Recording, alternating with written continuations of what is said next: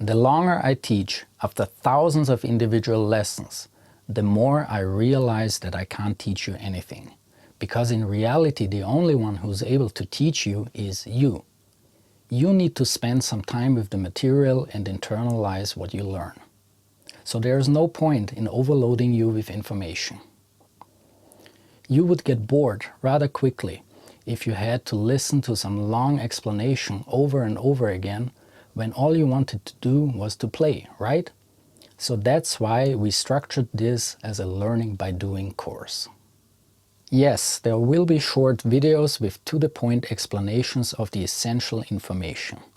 Those videos will get you ready for our exercise videos, videos without us talking at all. They will feature just the exercise itself and give you a chance to play along and become familiar with that concept. It's important to find your own personal balance. You want to play as cleanly and as perfect as possible, but it's also okay to occasionally go for it and push yourself, even at the cost of correctness.